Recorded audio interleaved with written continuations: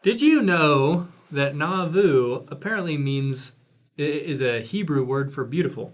Really? Or based on a Hebrew word for beautiful. Now I know why when I went to Israel, all those local women were saying, "Hey, Nauvoo, hey." And I'm like, "Aw, stop it."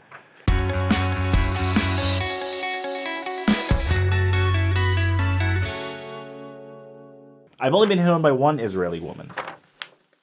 And that's when I learned, you don't mess with the Zohar.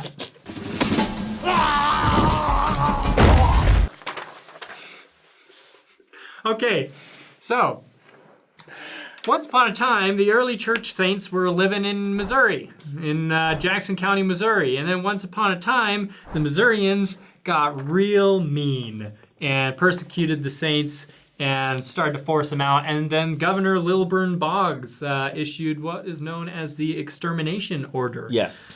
Which is pretty much exactly what it sounds like. Hence why the saints left Missouri and resettled in a place called Nauvoo, Illinois, which is on the banks of the Mississippi River in, yes, Illinois.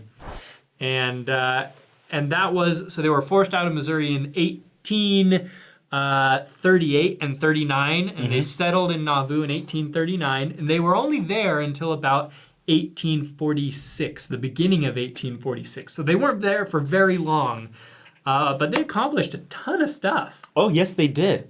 It's kind of like the first place where, like, yes, they're alone. God just flooded with them with information and revelation in the Nauvoo period.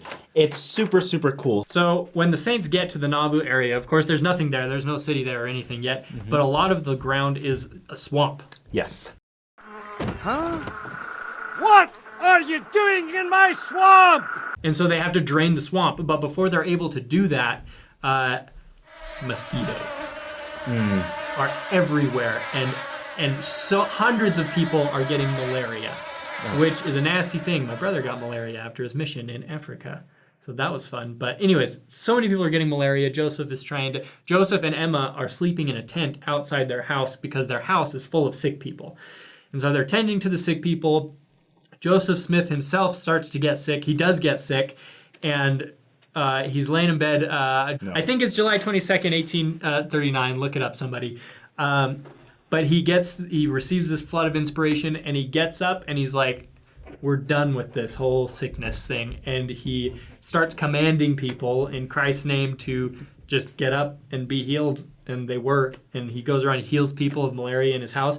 Goes out of his house, he's healing people, and he's taking a trip across the Mississippi River, so he's along the banks of the Mississippi, healing people as he goes, and it's kind of one of those like golden nugget stories in our history. That's really cool. But anyway, so eventually they make it through the malaria period. The weather gets colder, the mosquitoes die off. They're able to drain the swamplands and build Nauvoo.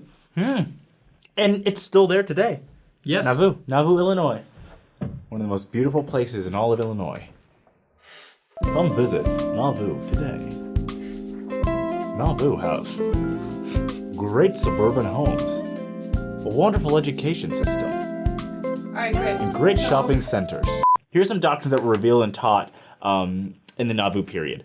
Baptisms for the dead, the endowment ceremony, celestial marriage. Okay, these are like humongous. These are foundational big things, doctrines. Yeah. It's not like Kolob.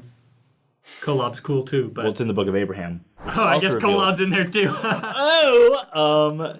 And then several major doctrinal discourses.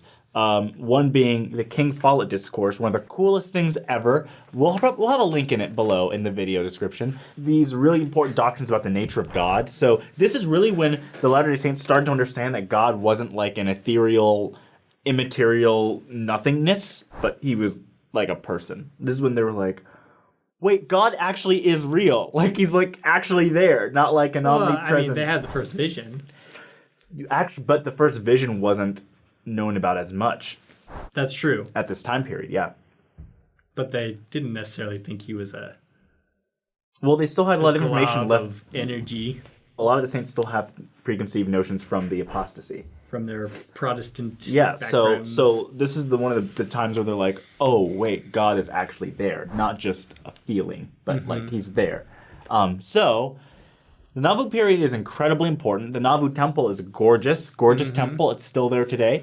It burned down though, didn't it? It burned down and was built back up from ashes to castle. The castle. If you come to Nauvoo, you'll Okay, find that there are many wonderful. So eventually, once again, persecution arises and the saints are forced out of Nauvoo. Yes. Just sucks. They're everywhere. I hate moving. Back when I was a college student, you're Oh, it's moving like every awful. few months, and it sucks. But like they didn't have cars and stuff. Anyways, they get forced out of Nauvoo. They have to cross the Mississippi River. They do it when the Mississippi River is frozen. And for some reason in my head, like when I see pictures of it or I've seen like representations of it, they are just like crossing like this frozen creek.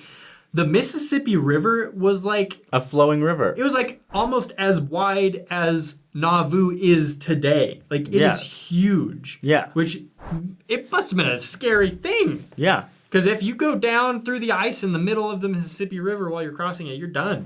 Yeah. Anyways, they went across and they lived. And Weren't they carrying ropes Ta-da. though, just for that? So like if someone fell, they would. I'm sure they were prepared Yeah. somehow, but Anyway, thankfully they were okay.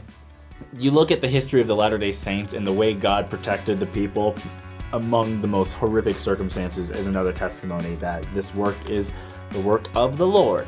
So be sure to subscribe, like, and comment below. And guess what?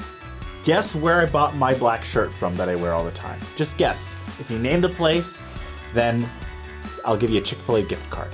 Whoa. Whoa.